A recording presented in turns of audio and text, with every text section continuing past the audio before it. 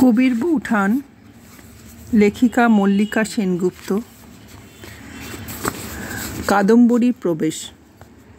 মনে পড়ে সেই দিন নাটকের হিরোইন সন্মুখে আয়না ধরি, গবেষ করিতে বন্দি, পাতিয়েছেন নানা ফন্দি, পান খেয়ে ঠোঁট লাল করি, মরি মরি মরি। জ্যোতির উৎসাহে জোড়াসাঁকোয় দুবাড়ির ছেলেরা মেতে উঠেছে স্টেজ বেঁধে নবনাটক অভিনয় করতে। মেয়েদের রোলে পুরুষেরাই অভিনেতা। চন্দ্রলেখার নারী ভূমিকায় পুরুষ অমৃতলালের অভিনয় দেখে মজা করে ছড়া বেঁধেছেন দ্বিজেন্দ্রনাথ। বলাই বাহুল্য, তা নিয়ে নাটকের কলাকুশলীরাই হেসে অস্থির। বহু বিবাহ প্রথার দুঃখ দুর্দশা নিয়ে লোকশিক্ষায় এই নাটকটি লিখেছেন রামনারায়ণ তর্করত্ন। ও বাড়ির গণেন্দ্র ও এ বাড়ির জ্যোতিরিন্দ্রর উদ্যোগে বাড়ির ছেলেরা অভিনয় করতে নেমেছে। মেয়েরা চাইলেও তাদের নাটকে অংশ নিতে দেওয়ার সাহস পাননি জ্যোতিরা। অভিজাত বাড়ির আঙিনায় পরিবারের ছেলেরা নাটক করছে, এটাই যথেষ্ট দুঃসাহসের কাজ। এখনও ইতশ্রেণীর যাত্রার সঙ্গে থিয়েটারকে গুলিয়ে ফেলা হয় বাঙালি সমাজে। বাবামশাই ব্যাপারটা কিভাবে নেবেন কে জানে। দেবেন্দ্রনাথ অবশ্য খবর পেয়ে খুশি হয়ে ভাইপো গণেনকে চিঠিতে লিখেছেন, তোমাদের নাট্যশালার দ্বার উদ্ঘাটিত হইয়াছে, সমবেত বাদ্য দ্বারা অনেকেই হৃদয় নৃত্য করিয়াছে, কবিত্ব রসের আস্বাদনে অনেকে পরিতৃপ্তি লাভ করিয়াছে। নির্দোষ আমোদ আমাদের দেশের যে একটি অভাব, তাহা এই প্রকারে ক্রমে ক্রমে দূরীভূত হইবে। কিন্তু আমি স্নেহপূর্বক তোমাকে সাবধান করিতেছি যে এ প্রকার আমোদ যেন দোষে পরিণত না হয়। জ্যোতিরিন্দ্র শিল্প সাহিত্যে খুব উৎসাহী। কিছুদিন আর্ট স্কুলে আঁকা শিখেছেন, কবিতা ও নাটক লেখেন। সুপুরুষ জ্যোতি এই নাটকে সুন্দরী নটির রোল করে সবাইকে তাক লাগিয়ে দিলেন। তার মেয়েলি হাবভাব দেখে লোকে হেসে লুটিয়ে পড়ে। বাড়ির এক জামাই নীলকমল নট সেজেছেন, আর এক জামাই শরৎকুমারীর বর যদুনাথ সেজেছেন চিত্ততোষ। এই যদুনাথকে নিয়ে দেবেন ঠাকুর খুব ভুগছেন।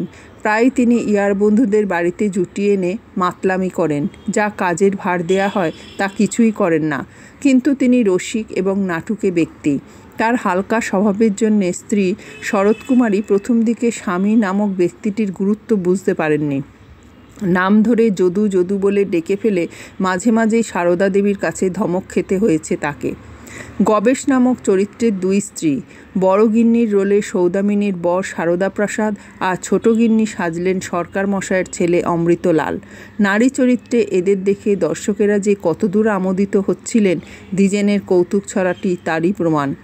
কিছুদিন পরেই যে এই অমৃতলালের বোন কাদম্বরী কর্মচারী পরিবার থেকে জ্যোতির গৃহলক্ষ্মী হয়ে আসবেন, সে কথা তখনও ভাবা হয়নি। জ্যোতির বিয়ের কথা তখন ওঠেওনি। তিনি ব্যস্ত ছিলেন গান, কবিতা, নাটক চর্চা নিয়েই। সত্যেন ও জ্ঞানদাও তাকে উৎসাহ দেন এ ব্যাপারে।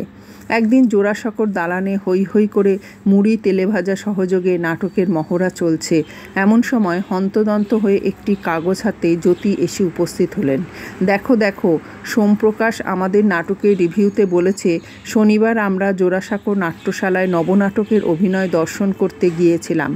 এখানে নাটক অভিনয়ের যে প্রণালী দর্শন করিলাম, তাহা যদি সর্বত্র প্রচলিত হয়, আমাদিগের বিশুদ্ধ আমোদ ভোগের একটি উৎকৃষ্ট উপায় হইয়া ওঠে। নাট্যশালা প্রকৃত রীতিতে নির্মিত ও দ্রষ্টব্যর্থগুলি সুন্দর, বিশেষত সূর্যাস্ত ও সন্ধ্যার সময় অতি মনোহর হইয়াছিল। অধিকতর আহ্লাদের বিষয়, এ সমুদায়গুলি এতদ্দেশীয় শিল্পজাত। দর্শকদের উপবেশন প্রণালী অদ্যাপিও উৎকৃষ্ট হয় নাই। এককালে দ্বার উদ্ঘাটিত হওয়াতে যাবতীয় দর্শক প্রবেশ করিয়া সকলেই সম্মুখের আসন গ্রহণ করিবার চেষ্টা করেন। তাহাতে গলযোগ, গাত্রঘর্ষণ ও আসনভঙ্গ ইহার ফল হইয়া ওঠে। সকলেই প্রায় বেশ উত্তম হইয়াছিল, কিন্তু সাবিত্রী না স্ত্রীলোক না হিজড়ে রূপ ধারণ করে।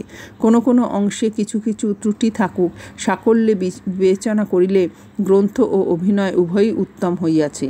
সোমপ্রকাশ অতি গুরুত্বপূর্ণ পত্রিকা। অনুকূল রিভিউ পেয়ে সকলেই আনন্দে মেতে ওঠেন।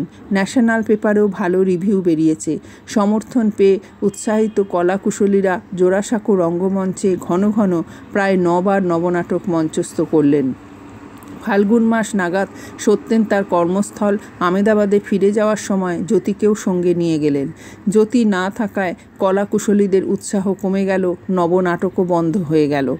জ্যোতি এই প্রথম ঠাকুরবাড়ির অভিজাত বনেদিয়ানার বাইরে বেরিয়ে জ্ঞানদার গৃহস্থালির মাঝখানে বিশ্ব পৃথিবীর আর একটি সংসার খুঁজে পেলেন।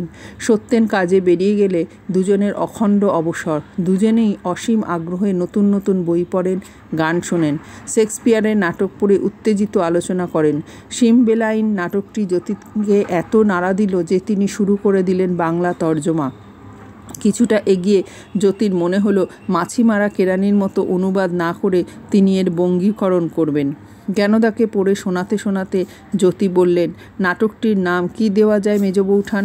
জ্ঞানদা বললেন, আচ্ছা, তোমার নাটকে নায়িকার নাম তো সুশীলা, তার নামেই নাম দাও না। নায়িকার বাবার নামে এখানে নাটক জমবে না। জ্যোতি ভাবতে থাকেন, সুশীলা নামটি মন্দ নয়, কিন্তু আরও ভালো কী নাম হতে পারে? শেক্সপিয়ারের নাটকে রাজা সিমবেলাইনের মেয়ে ইমোজেন বাবার ইচ্ছের বিরুদ্ধে পশমুথাস নামে এক নিচু শ্রেণীর ছেলেকে বিয়ে করে।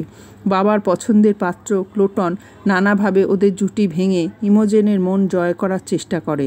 অনেক ষড়যন্ত্র, বিচ্ছেদ, সংকটের মধ্যে দিয়ে শেষে ইমোজেন ও পশমুথাসের মিলন হয়। সিমবেলাইন তার ভুল বুঝতে পারেন, কিন্তু শেক্সপিয়ার তার নাটকের নাম ইমোজেন না রেখে সিমবেলাইন কেন রাখলেন? তাই বলে তুমিও কি নায়িকার বাবার নামে নাম দেবে? বরং নায়কের নামে নাম হোক। জ্ঞানদা বলে ওঠেন, তোমার তো সহজে কোনো কিছু পছন্দ হয় না নতুন ঠাকুরপো। আচ্ছা মেজ বৌঠান, সুশীলা বীরসিংহ নাটক নামটা কীরকম হবে? জ্যোতি জিজ্ঞেস করেন। হ্যাঁ, এবার বেশ বীরত্ব আর লালিত্যের মিলমিশ হয়েছে, এটাই ভালো নাম। নাটকের জন্য লোকের আগ্রহ বাড়বে। আমেদাবাদে থাকতে থাকতেই তরতর করে নাটক এগিয়ে চলে। মার্চ মাস নাগাদ বই হয়েও বেরিয়ে যায়। সুশীলা বীরসিংহ নাটকের পরতে পরতে মেজ বৌঠানের ছোঁয়া অনুভব করেন জ্যোতি। তার উৎসাহ তরুণ নাট্যকারটিকে শস্য শ্যামলা করে তোলে। অবশ্য সত্যেন এই দুই স্বপ্নাতুর নাট্যমদিকে প্রশ্রয় না দিলে কিছুই এগোতো না। আমেদাবাদে সরকারি কাজকর্মের ফাঁকে সত্যেন নিয়মিত চিঠি লিখছিলেন জোড়াসাঁকোর গণেন্দ্রকে। অনেক কিছুর সঙ্গে জ্যোতির নাটকের বই প্রকাশ করার সমস্ত ব্যবস্থা করার দায়িত্ব তিনি স্বেচ্ছায় নিয়েছিলেন। এক অর্থে ঠাকুরবাড়ির সবচেয়ে প্রগতিশীল পুরুষ সত্যেন্দ্রনাথ। স্ত্রীর শিক্ষা, স্বাধীনতার বিষয় যেমন, ভাইদের প্রতিভা বিকাশের ক্ষেত্রেও তিনিই ছিলেন অগ্রণী। আমেদাবাদে এসে জ্যোতির বিকাশে যাতে বাধা না পড়ে সে ব্যাপারেও সত্যেন সতর্ক। তার মনে হলো জ্যোতি মনের আনন্দ আনার জন্যে সেতার শেখানো যেতে পারে। যেমন ভাবা তেমন কাজ। আবার কিছুদিন জ্যোতি ও জ্ঞানদার জন্যে মাস্টার রেখে ফরাসি শেখানোর বন্দোবস্ত হলো। আমেদাবাদে থাকতে দু একটি পার্সি ও মারাঠি পরিবারের সঙ্গে মেলামেশা শুরু করেছেন ওরা। বোম্বাইতে সত্যেনের পুরনো বন্ধু আত্মারাম পাণ্ডুরঙের বাড়িতে দল বেঁধে যাওয়া হলো একবার। পাণ্ডুরঙের মেয়ে আন্না তর্কথের জন্মদিন উপলক্ষে সেদিন তাদের বাড়িতে বিরাট পার্টি। জ্যোতিকে সেই পার্টিতে ছেড়ে দিয়ে মজা দেখছিলেন জ্ঞানদা। সাহেব মেমরা তো আছেনই, তার সাথে আছেন কিছু অভিজাত ভারতীয় পরিবার। পার্সি ও মারাঠি সেসব মেয়েরা কি ঝকঝকে সপ্রতিভ। বাঙালি নারীসুলভ লজ্জায় জড়সড় নয় একেবারেই। যার জন্মদিন সেই আন্নার রূপে ও স্মার্টনেসে সবাই মুগ্ধ। চটপটে চৌখস মেধাবিনী মেয়েটি বয়সে বালিকা, কিন্তু হাবে ভাবে সাজসজ্জায় যেন রাই কিশোরী।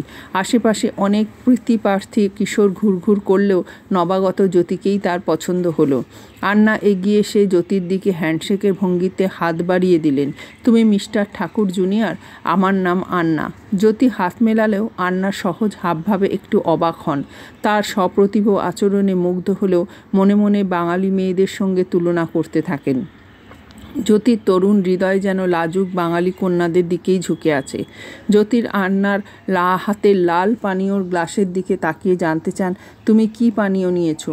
আন্না কটাক্ষ করে বলে, কেন, রেড ওয়াইন। তুমি চেনো না? তোমার হাত খালি কেন? চলো একটা ড্রিঙ্ক নাও। ঠাকুর বংশে সব রকম নেশাই চলে, কিন্তু দেবেন ঠাকুরের ছেলেরা শুদ্ধ জীবনযাপনে বিশ্বাসী। মদে নয়, তারা কাব্যপাঠের নেশায় মাতাল। জ্যোতির দ্বিধা দূর থেকে লক্ষ্য করে এগিয়ে আসেন জ্ঞানদা। জ্যোতির হাত ধরে বলেন, সত্যি তো, পার্টিতে এসে ড্রিঙ্ক নিচ্ছ না কেন? নতুন? আন্না তো ঠিক বলেছে। চলো। তাকে টেনে সেলারের দিকে নিয়ে যান জ্ঞানদা। আন্নাও সঙ্গে সঙ্গে আসেন। স্কচ নেবে না ওয়াইন? জিজ্ঞেস করেন জ্যোতিকে। জ্ঞানদার দিকে প্রশ্নাকুল চোখে তাকান জ্যোতিরিন্দ্র। তুমি বলো মেজ বৌঠান, কী নেব? স্কচ, জ্ঞানদা বলেন। আন্না তাকে বাধা দিয়ে বলেন, মিস্টার ঠাকুর জুনিয়র, তুমি প্রথমবার খাচ্ছ, তো রেড ওয়াইন টেস্ট করো আমার মতো। এই সময় ড্রিঙ্ক নিতে এলেন মিস জন ম্যাকগ্রেগর, সত্যেনের বন্ধু। জ্ঞানদার দিকে মুগ্ধ দৃষ্টিতে তাকিয়ে তিনি বলেন, oh look how beautiful you are looking tonight. লজ্জায় লাল হয়ে জ্ঞানদা বললেন, Mister McGregor, please don't make me embarrassed, there are so many beauties around.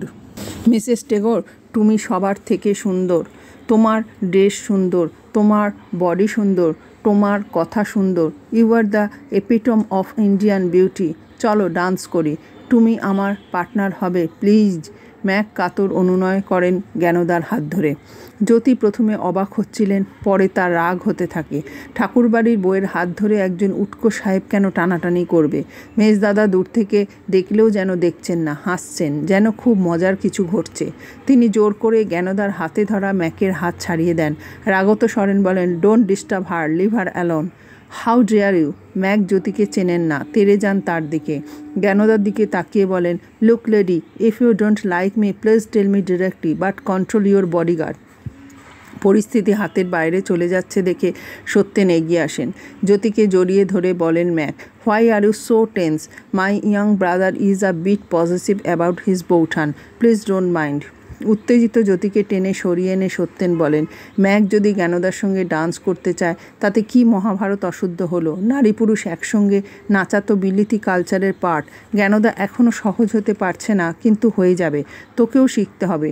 এই জন্যই তো এসব পার্টিতে আসা। তুই কেন কুয়োর ব্যাঙের মতো আচরণ করছিস? জ্যোতি ক্ষুব্ধ মনে অন্যদিকে সরে যান। বিলিতি কালচারের সব কিছুই আমাদের নকল করতে হবে কেন? মেজ বৌঠানের ইচ্ছে না হলেও ওই সাহেবটার সঙ্গে নাচতে বাধ্য করবেন মেজদাদা? গৃহস্বামী পাণ্ডুরং ম্যাকগ্রেগরের সঙ্গে রঙ্গ তামাশা করে হালকা করে দিতে চান ব্যাপারটা। হলঘরের কোনায় রাখা সোফায় আন্না, জ্ঞানদা ও ম্যাকগ্রেগরকে নিয়ে আড্ডা দিতে বসেন। শ্রীমতী পাণ্ডুরং অচিরেই তাদের দলে যোগ দিলেন। আজ তিনি কি সুন্দর পাথর বসানো কাশ্মীরি সিল্ক পরেছেন, গলায় সাতনরি মুক্তোর হার।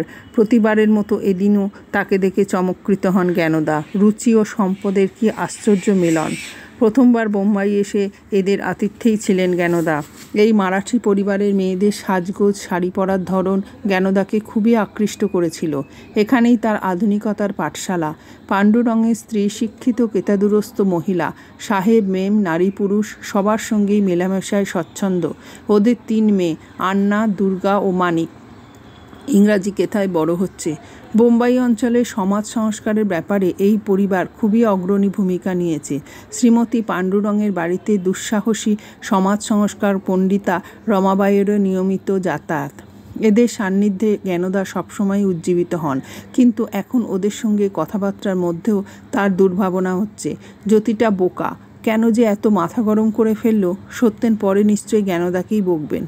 এভাবেই ঠাকুরবাড়ির বৃহৎ সংসারের বাইরে শিল্প ও সংস্কৃতি আত্মীয়তার একটি অন্তরঙ্গ ত্রিকোণ রচিত হচ্ছে 17 বছরের জ্ঞানদা, 18 জ্যোতির্লিঙ্গ আর তাদের অভিভাবক সত্যেনের মধ্যে। আমেদাবাদে আরও কিছুদিন ইংরেজি সাহিত্য চর্চার পর জ্ঞানদার আগ্রহ জাগল সংস্কৃত কাব্যের প্রতি। ঠাকুরবাড়ির পাঠশালায় বাংলা ইংরাজি অনেক পড়া হলেও জ্যোতির সংস্কৃত পড়া হয়নি। জ্ঞানদার উৎসাহেই সংস্কৃত কাব্য ও নাটক পাঠ শুরু করলেন জ্যোতি। প্রতিদিন সন্ধেবেলা সত্যেন ঘরে ফিরলে শুরু হয় 3 জনের আসর। কখনো জ্যোতি, কখনো সত্যেন অভিজ্ঞান শকুন্তলম পাঠ করেন। পড়তে পড়তে শকুন্তলার অনুবাদ করতে ইচ্ছা হয় জ্যোতির। এসবের মধ্যেই বাতের ব্যথায় একটু অসুস্থ হয়ে পড়লেন সত্যেন। একদিন বললেন, ব্যথাটা বাড়ছে, ভাবছি চিকিৎসার জন্য ছুটি নিয়ে কলকাতায় যাই একবার। জ্ঞানদা উদ্বিগ্ন হন। পায়ের ব্যথা নিয়ে 15 দিন স্টিমারে থাকতে পারবে? কষ্ট হবে না? সত্যেন হাসতে থাকেন।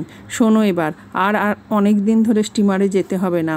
11ই অক্টোবর 1867 বোম্বাই কলকাতা রেলপথ খুলে গেছে। মাত্র 5 দিনেই পৌঁছে যাওয়া যাবে বোম্বাই থেকে কলকাতা। রেল চালু হওয়ায় চারিদিকে মহা উৎসাহ, হইচই। জ্ঞানদা আর জ্যোতিও উত্তেজিত নতুন অভিজ্ঞতার সম্ভাবনায়। তাদের উৎসাহের জোয়ারে ভেসে 2-1 দিনের মধ্যেই 3টি রেলের টিকিট বুক করে ফেললেন সত্যেন। জ্ঞানদা ও জ্যোতির্লিঙ্গকে নিয়ে ফিরে এলেন জোড়াসাঁকোয়। জোড়াসাঁকো কি পাল্টে গেল, নাকি ইতিমধ্যে স্বাধীনভাবে থাকতে অভ্যস্ত জ্ঞানদারই এ বাড়িতে মানিয়ে নিতে অসুবিধে হচ্ছে? তার স্বাধীন চলাফেরায় যেন প্রতি মুহূর্তে বেরি পরিয়ে দিতে চাইছে নানা অনুশাসন। সারদার সঙ্গেও খটাখটি লাগছে বারবার। তার ফলে সত্যেনের চিকিৎসাও ব্যাহত হচ্ছে, ঠিকমতো বিশ্রাম হচ্ছে না। দেবেন্দ্রনাথের অনুমতি নিয়ে 1 মাসের জন্যে আলাদা বাগানবাড়ি ভাড়া করে স্ত্রীকে নিয়ে চলে গেলেন সত্যেন। নিজের চিকিৎসার জন্যও এই নিরিবিলি পছন্দ হলো তার। জ্যোতিও তাদের সঙ্গে এসে জড়ো হলেন। আমেদাবাদ ছাড়ার পর 3 জনের সাহিত্যবাসর যেখানে থেমেছিল, আবার সেখান থেকেই যেন শুরু হয়ে গেল। ঠাকুরবাড়িতেও সংস্কৃতি চর্চা থেমে নেই। নিপময়ী গান ও পড়াশোনার পাশাপাশি বায়া তবলা, খোল, করতাল বাজানো শেখা শুরু করেছেন বেণীমাধব বাবুর কাছে। হেমেন তাকে নিয়ম করে মিল্টনের মহাকাব্য প্যারাডাইস লস্ট পড়াচ্ছেন। এর আগে পড়িয়েছেন কালিদাসের অভিজ্ঞান শকুন্তলম কাব্য। এমনকি দেশি ও বিদেশি শিক্ষকের কাছে ছবি আঁকাতেও হাত পাকাতে চেষ্টা করছেন হেমেনের আদরের পত্নী। ওদিকে মেয়ে বউদের পড়ানোর জন্যে মেম শিক্ষিকারা আসছেন অন্তঃপুরে। কন্যা সৌদামিনীকে বেথুন স্কুলে পাঠিয়েছিলেন মহর্ষি, কিন্তু তারপরে আর কোনো মেয়ে বউ স্কুলে যায়নি। বাড়িতেই তাদের পড়াশোনার ওপর খুবই গুরুত্ব দেওয়া হচ্ছে। জ্ঞানদা নিজেও সবুরান বিবির কাছে দীর্ঘদিন ইংরেজি শিখেছেন। শরৎকুমারীর অবশ্য রূপচর্চা ও রান্নার দিকে আগ্রহ বেশি। প্রতিদিন যত্ন করে ঘষে ঘষে সর ময়দা রূপটান মেখে স্নান করেন তিনি। মাঝে মাঝে গায়ে মালিশ করেন স্বামীর বিলিতি মদের সঙ্গে ইতালিয়ান অলিভ অয়েলের মিশ্রণ। তার স্বামী যদুনাথের কাছে একবার ইয়ার বন্ধুরা ঠাকুরবাড়ির মেয়েদের গায়ের রং জানতে চাইলে যদু রহস্য করে বলেছিলেন সে রং দুধে আর মদে। পড়াশোনার পাশাপাশি চলত অন্যান্য শিক্ষা, রান্না, সেলাই, সেবা, শিশুপালন সবই নিয়মিত অনুশীলনের বিষয় বলে মানতেন অন্তঃপুরিকারা। এই সুগৃহিণীপনার পাঠশালায় একেবারেই অনুপস্থিত থাকেন একমাত্র স্বর্ণকুমারী। তার এসব ভালো লাগে না। বিয়ের আগেও যেমন, পরেও তিনি ঘর বন্ধ করে সাহিত্য চর্চায় ব্যস্ত রেখেছেন নিজেকে। মগ্ন হয়ে বঙ্কিমচন্দ্রের উপন্যাস পড়েন আর স্বপ্ন দেখেন তিনি হবেন বাংলার প্রথম মহিলা ঔপন্যাসিক। মাঝে মাঝে মালিনী এসে তার স্বপ্নকে উস্কে দিয়ে যায় ইদানিং। ইতিমধ্যে ঠাকুরবাড়িতে আরেকটি বিয়ে সম্পন্ন হয়েছে। নিপময়ীর বোন প্রফুল্লময়ী এসেছিল দিদির সঙ্গে দেখা করতে। তাকে দেখে খুব পছন্দ হয়ে গেল শরৎকুমারী ও স্বর্ণকুমারী। তারা ভাই বীরেনের সঙ্গে বিয়ের উদ্যোগ নিলেন। বালিকাকে সাজিয়ে গুছিয়ে বীরেনের সামনে টেনে আনতে গেলে সে লজ্জায় পালিয়ে গেল। বন্ধু হরদেবের আরেকটি মেয়ের সঙ্গে তার আরেকটি ছেলের বিবাহ প্রস্তাব দেবেন ঠাকুর খুশি হয়ে সম্মতি দিলেন। গা ভর্তি গয়না ঝমঝমিয়ে বালিকাবধূ ঢুকলেন ঠাকুরের প্রাসাদে। কিন্তু তার বর বীরেন্দ্রর হাবভাবে একটু পাগলামির ছাপ। মহর্ষি ভেবেছিলেন বিয়ে দিলে সব ঠিক হয়ে যাবে। এরপরই ঠাকুরবাড়িতে শুরু হলো জ্যোতির বিয়ের তোড়জোড়। কিন্তু সত্যেন ও জ্ঞানদার তাতে মত নেই। সত্যেন দেবেন্দ্রনাথকে বললেন, বাবা মশাই, এত তাড়াতাড়ি জ্যোতির বিয়ের কথা ভাবছেন কেন? ওর বয়স এখনো 19 হয়নি। আমার ভাইদের মধ্যে ও সবচেয়ে প্রতিভাধর। ওকে যে আমি বিলেতে পাঠিয়ে উচ্চশিক্ষা দিয়ে মেজে ঘষে আনবো ভাবছিলাম। দেবেন ঠাকুর কিন্তু এখনই জ্যোতির বিবাহ দিতে চান। কতদিন আর মেজদা মেজ বৌঠানের পিছনে পিছনে ঘুরে বেড়াবে সে? বিবাহ না দিলে ছেলেরা দায়িত্বশীল হয় না। পরিবারে আশ্রিত কর্মচারী শ্যাম গাঙ্গুলির সেজ মেয়ের সঙ্গে জ্যোতির বিয়ের কথা উঠেছে। 8 বছরের বালিকা, মেয়েটি নিরক্ষর হলেও সুন্দরী। চেনাশোনার মধ্যেই এমন মেয়ে যখন পাওয়া গেছে, বিয়ে লাগিয়ে দিলেই হয়। জ্ঞানদার একেবারেই পছন্দ নয় এই বয়সে দেবরের বিয়ের প্রস্তাব। এখন তার তৈরি হওয়ার সময়। জ্যোতি লিখবেন একের পর এক নাটক, কবিতা, প্রবন্ধ। জ্ঞানদা হবেন তার প্রেরণাদাত্রী ও পৃষ্ঠপোষক সত্যেন। এমন একটা জীবনের পরিকল্পনাই তো তারা আমেদাবাদে বসে করেছিলেন। আর বিয়ে যদি করতেই হয়, জ্যোতির বউ হবে ইংরেজি শিক্ষিত, বিলেত ফেরত, কেতা দুরস্ত। জ্ঞানদা এমনই এক পাত্রী দেখে রেখেছেন জ্যোতির জন্য। সূর্যকুমার গভীর চক্রবর্তীর বিলেত ফেরত মেয়ে, ইংরেজি শিক্ষিত, শ্যামলা রং, কিন্তু মুখশ্রী সুন্দর। মেয়েটি সে সময় কলকাতায় এসেছিল। তাকে জোড়াসাঁকোর বাড়িতে একদিন নেমন্তন্ন করে আনালেন জ্ঞানদা। কিন্তু দেবেন্দ্রনাথ এই সম্বন্ধে সম্মতি দিলেন না। সত্যেনের বউ শিক্ষিত, কেতাদুরস্ত হয়ে ইস্তক বড্ড স্বাধীনচেতা হয়ে উঠেছে। বাড়ির অন্যান্যদের সঙ্গে মানিয়ে চলতে চায় না। এজন্যে দেবেন্দ্র কিছুটা বিরক্ত। তিনি জ্ঞানদার প্রস্তাব অগ্রাহ্য করে শ্যাম গাঙ্গুলির মেয়ের সঙ্গেই কথা পাকা করতে নির্দেশ নির্দেশ দিলেন। সত্যেন আহমেদনগর থেকে জ্ঞানদাকে লিখলেন, আমি যদি নতুন হইতাম তবে কখনোই এই বিবাহে সম্মত হইতাম না। কোন হিসেবে যে এ কন্যা নতুনের উপযুক্ত হইয়াছে জানি না। আমি বলি, নতুন যদি ইংল্যান্ডে যাইবার সংকল্প করেন তবে বিবাহ না করিয়া যাওয়াই ভালো। আমার ভাগ্যে এমন স্ত্রী হইয়াছে, আমি মুক্ত কণ্ঠে বলতে পারি যে এমন স্ত্রী রত্ন দুর্লভ। যদি না দেখিয়া শুনিয়া একজনকে বিবাহ করিয়া ইংল্যান্ডে 4-5 বৎসরের জন্য চলিয়া যাক, সেখানকার সমাজে সঞ্চরণ করিয়া ও সুশিক্ষিত হইয়া ফিরিয়া আসিয়া এক অপরিচিত হয়তো অশিক্ষিত স্ত্রী কি তার মনোনীত হইবে? দেখো, যতজন বিলাতে গিয়াছে প্রায় সকলেরই ওই প্রকার দুর্দশা ঘটিয়াছে। আমাদের কথা স্বতন্ত্র। মহর্ষি অবশ্য সত্যেনের আশঙ্কাকে গুরুত্ব দিলেন না। সত্যেনের স্ত্রীকে যশোরের কোন অজগ্রাম থেকে আনা হয়েছিল। ঠাকুর পরিবারের বেশিরভাগ বউকেই প্রত্যন্ত পাড়াগাঁ থেকে বেছে আনা হয়েছে। তারপর মেজে ঘষে শিক্ষায় সংস্কৃতিতে তারাই হয়ে উঠেছেন বাংলার আদর্শ নারী। শ্যাম গাঙ্গুলির মেয়েটিকে তিনি কয়েকবার দেখেছেন, বেশ সুলক্ষণা। সত্যেনকে তিনি চিঠি লিখে জানিয়ে দিলেন, জ্যোতির বিবাহের জন্যে একটি কন্যা পাওয়া গিয়েছে, এই ভাগ্য। একে তো পিরালি বলিয়া বিভিন্ন শ্রেণীর লোকেরা আমাদের সঙ্গে বিবাহতে যোগ দিতে চাহে না, তাহাতে আবার ব্রাহ্মধর্মের অনুষ্ঠানে পিরালিরা আমাদিগকে ভয় করে। ভবিষ্যৎ তোমাদের হস্তে, তোমাদের সময় এ সংকীর্ণতা থাকিবে না।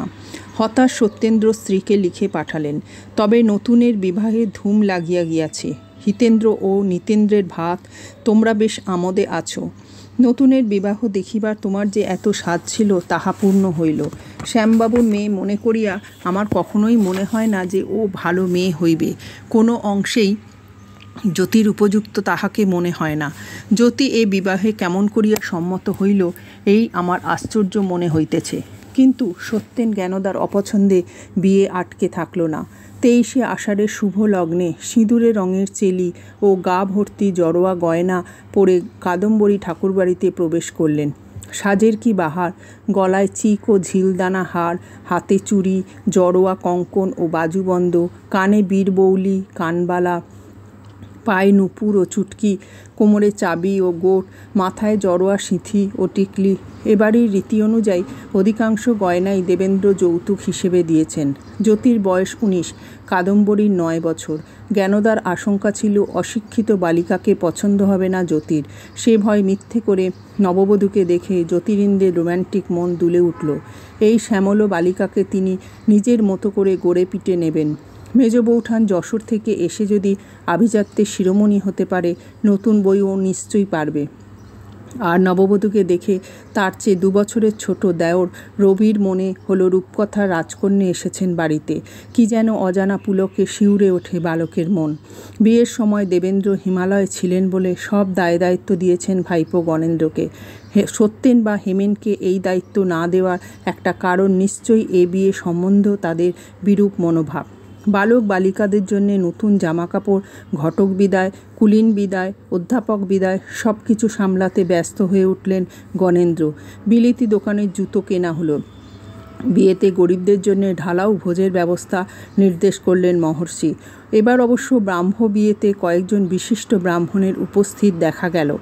তত্ত্ববোধিনী পত্রিকায় সে খবরটি বিশেষভাবে উল্লেখ করার নির্দেশ দিলেন দেবেন্দ্রনাথ। আনন্দর পাশাপাশি একটি বেদনা সূত্রপাত হচ্ছিল ঠাকুরবাড়িতে। বীরেনের মাথার দোষ বাড়াবাড়ি পর্যায়ে পৌঁছল। তাকে পারিবারিক আয় ব্যয়ের হিসেব রাখার ভার দিয়েছিলেন বাবামশায়, কিন্তু সে কাজে গাফিলতি হতে থাকল। ক্রমে তিনি খাওয়া ছেড়ে দিলেন। তার নিরাময়ের আশায় বোলপুরে নিয়ে গেলেন স্ত্রী প্রফুল্লময়ী। নিপময়ী, ব্রজসুন্দরী, কাদম্বরীরাও তাদের সঙ্গী হলেন, কিন্তু সেখানে গিয়েও তার খাওয়া দাওয়ার কোনো উন্নতি হলো না। 1 চামচ ভাত আর একটি পটল পোড়া খেয়েই থালা সরিয়ে দিতেন এক দিন। কলকাতা ফিরে এসে সাহেব ডাক্তার দেখিয়েও অসুখ সারল না। এই সময় থেকেই রবির কবিতা নিয়ে আঁকিবুকি শুরু। সুযোগ পেলে পাঠ্য বইয়ের কবিতা মুখস্থ শুনিয়ে মাকে তাক লাগিয়ে দেওয়ার চেষ্টাও করতে লাগলেন বালক। ভেতর মহলে ছলছুতোয় মায়ের কাছে গেলে কিশোরী নতুন বৌঠানের সঙ্গেও মাঝে মাঝেই দেখা হয়ে যায় সমবয়সী দেওরটির। চোখে চোখে বন্ধুত্ব গড়ে ওঠে যেন। বুক কেঁপে ওঠে অজানা রোমাঞ্চে, আর রবির গোপন খাতা ভরে ওঠে কবিতায় কবিতায়। নতুন বৌঠানের ঘরের কাঁচের আলমারিতে বিচিত্র চীনামাটির খেলনার ঝলক চোখে পড়ে। ওই রহস্যময়ের সঙ্গে গল্প করতে বড় ইচ্ছে করে রবির, কিন্তু কথা বলতে গেলেই বর্ণদিদি কেন যে তেড়ে আসে। মেয়েদের সৌভাগ্যকে একটু ঈর্ষাও হয়। আজকাল একসঙ্গে গুরুমশাইয়ের কাছে পাঠ নিতে বসেন তারা, কিন্তু পড়া হলে রবি, সোম ও সত্যকে যখন স্কুলের কয়েদখানায় পাঠানো হয়, বর্ণ বেনি দুলিয়ে ও নতুন বৌঠান ঘুমটা টেনে অন্দরের স্বর্গরাজ্যে চলে যান। এই মনের দুঃখ কাকেই বা জানাবেন রবি? নতুন বৌঠানকে মেজে ঘষে তোলার দায়িত্ব পেলেন নিপময়ী। তার বাপের বাড়ির নাম মাতঙ্গিনী পাল্টে দিয়ে বিয়ের পরে ডাকা হচ্ছে কাদম্বিনী বলে। নিপময়ী অবশ্য তার জন্যে বর্ণপরিচয় ও ধারাপাত কিনে আনলেন। পড়াশোনায় বেশ মেধার পরিচয় দিচ্ছেন নতুন বউ, আবার ঘরের কাজের শিক্ষাও চলছে পুরোদমে। রবি, সোম ও সত্যের উপনয়নে কাদম্বরী ওদের অনেকটা কাছাকাছি এসে পড়লেন। এই 3 বালকের বড় হওয়ার সময় হলো। ব্রাহ্ম হলেও পৈতে ধারণের সময় মাথা ন্যাড়া করে, কানে সোনার বীরবৌলি পরে, হাতে বিল্লদণ্ড নিয়ে গায়ত্রী মন্ত্রে দীক্ষা নিলেন তারা। ভিক্ষাপাত্র নিয়ে মা, বাবামশাই ও গুরুজনদের কাছে ভিক্ষা নিয়ে আচার্য আনন্দচন্দ্র বেদান্ত বাগীশকে দান করা হলো।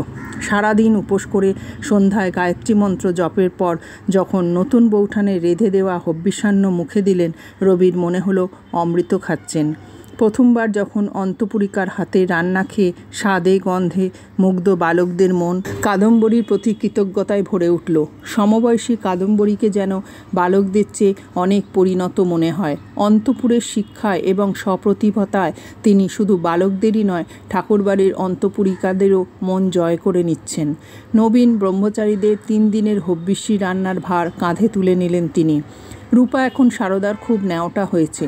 রোজ দুপুরে এসে হাত পা টিপে দেয়, পাকা চুল তুলে দেয়, আর পুটুর পুটুর করে আবোল তাবোল বকে যায়। ওর নরম আঙুলের ছোঁয়ায় বেশ ঘুম জড়িয়ে আসে সারদার চোখে। একদিন বললেন, রূপা, তুই কি এমন মুখ্যু হয়ে থাকবি? দাঁড়া, তোকে লেখাপড়া শিখতে পাঠাবো বৈঠকখানায়। বর্ণ দিদি, রবি দাদা, নতুন বৌঠানের সঙ্গে বসে বসে পড়া শিখবি মাস্টারমশাইয়ের কাছে। রূপা আনন্দে নেচে ওঠে কর্তামায়ের কথা শুনে। তার পায়ে হাত দিয়ে বলে, তোমাকে কর্তামা ডাকতে আমার ভালো লাগে না। বর্ণ দিদির মতো মা ডাকলে তুমি কি রাগ করবে? এই অনাথা বালিকার সঙ্গে কি এক অদ্ভুত মায়ায় জড়িয়ে পড়েছেন সারদা। ভাবলে নিজেরই আশ্চর্য লাগে। রূপা তার কাছে যত কাছে এসে গেছে, তার নিজের গর্ভের সন্তানদের কোনো দিন তত কাছে ঘেঁষতে দেননি। ছোট থেকে বুকের দুধ না দেওয়ায় বাচ্চাদের সঙ্গে কোনো শরীরী বন্ধন গড়ে ওঠেনি। এই মেয়েটি যখন গায়ে হাত দিয়ে সেবা করে, তা ঠিক যেন দাসীর মতো নয়, বরং কন্যার মতো। আবার মুশকিল হচ্ছে এর হাবে ভাবে ঠাকুরবাড়ির মেয়েদের ঘষা মাজা নেই। গ্রাম্য টানের বুলিতে বারবার মনে করিয়ে দেয় ও আলাদা। সারদা ঠিক করলেন ওর গায়ে ঠাকুরবাড়ির আলোর ছোঁয়া লাগিয়ে দেখবেন কি হয়। শোন, আজ থেকে তোর নাম দিলাম রূপকুমারী। আমার সুকুমারী, শরৎকুমারী, স্বর্ণকুমারী, বর্ণকুমারীদের পাশে বেশ মানাবে। কেউ জিজ্ঞেস করলেও এই নাম বলবি, মাস্টারমশাইকেও। কিন্তু সবাই যে রূপা বলেই ডাকবে।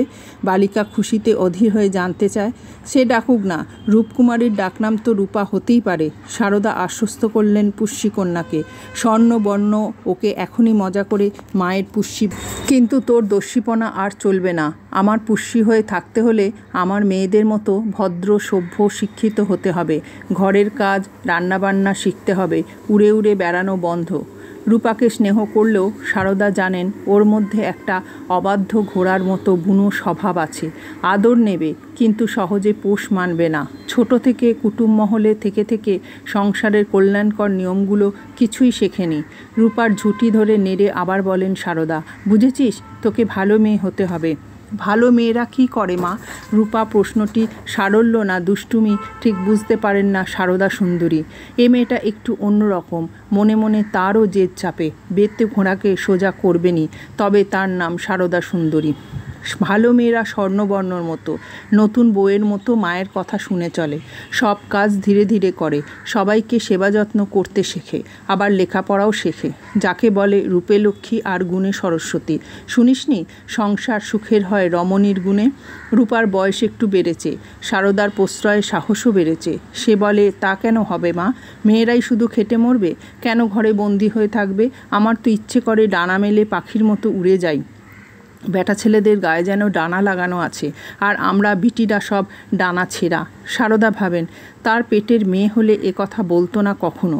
বলেন, দাঁড়া, তোকে কি করে শিক্ষা দিতে হয় আমি দেখছি। পরের দিন থেকেই পুরো দমে শুরু হয়ে গেল রূপা থেকে রূপকুমারী হয়ে ওঠার ক্লাস। শুঁয়োপোকা থেকে প্রজাপতি তৈরি করেই ছাড়বেন সারদা। বর্ণকুমারী কিন্তু সহজে মেনে নিতে পারেন না মায়ের পুষ্টিটিকে।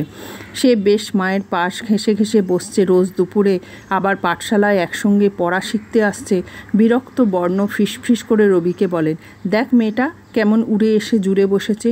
রবির এসব নিয়ে অত মাথা ব্যথা নেই। তার দুশ্চিন্তা যে পড়া শেষ হলে স্কুলে যেতে হবে। ও জায়গাটা তার মোটেই পছন্দ নয়। বর্ণদিদির আর কি চিন্তা, তিনি তো পড়ার পর অন্দরমহলে আরামে ঢুকে পড়বেন। নতুন বৌঠানের সঙ্গে গল্পের লোভে রবি দু একদিন ওদের পিছু পিছু ঢুকতে চেষ্টাও করেছেন, কিন্তু নিষ্ঠুর বর্ণদিদির তাড়নায় ফিরে আসতে হয়েছে চাকর মহলে। সুতরাং রবি ঠিক করে নেন তিনি কিছুতেই বর্ণদিদির পক্ষ নেবেন না, বরং রূপার সঙ্গে বন্ধু পাতানো যায়, কারণ সে মায়ের কোল ঘেঁষা। আহা, রূপার মতো ভাগ্যও যদি তার হতো। রবি বললেন, ও তো পড়া শিখতে এসেছে, তুমি অমন করছো কেন? মা পাঠিয়েছেন বলেই তো এসেছে, আর তুমি পারলে সবাই পড়তে পারে। রূপা বোঝে তাকে সহজে কেউ জায়গা ছেড়ে দেবে না, লড়ে জায়গা নিতে হবে। তবে এরা সব আলালের ঘরের দুলাল, তার সঙ্গে লড়াই করে জিততে পারবে না। বর্ণকুমারী তাকে ঠেলা দিলে সেও পাল্টি ঠেলা মারে। বর্ণ চোখ পাকিয়ে তাকায়, সেও তাকায়। রবি ফিক ফিক করে হাসতে থাকেন মজা পেয়ে। মাস্টারমশাই এলে কাদম্বরী ও ছাত্রদলে যোগ দিলেন। আজকের পাঠ মেঘনাদ বধ কাব্য। এই কঠিন পাঠ্য মাস্টারমশায়ের ততোধিক কঠিন পাঠে ছাত্রদের মাথার ওপর দিয়ে উড়ে যেতে লাগলো। কাদম্বরীর হাতে রবি একটি চিরকুটে গুজে দিলেন, তাতে লেখা, কি বুঝিতেছ? তৎক্ষণাৎ চিরকুটের উত্তরও পেয়ে গেলেন রবি। বুঝিলাম, তুমি রাবণ আর আমি অশোকবনে বন্দিনী সীতা। রামচন্দ্র কবে উদ্ধার করিবেন সেই অপেক্ষায় আছি। কিশোর রবির মনে দাগা লাগে। নতুন বৌঠান কেন তাকেই রাবণ ভাবলেন? রবির মধ্যে রামচন্দ্র হওয়ার কোনো যোগ্যতাই কি তার চোখে পড়ল না? অভিমানী রবি পাঠে মন দিয়ে কাদম্বরীকে উপেক্ষা করার প্রাণপণ চেষ্টা করতে থাকেন, কিন্তু রহস্যময় ঠোঁটের মৃদু হাস্য সেই মনসংযোগে বিলক্ষণ বিঘ্ন ঘটাতে থাকে। নমস্কার।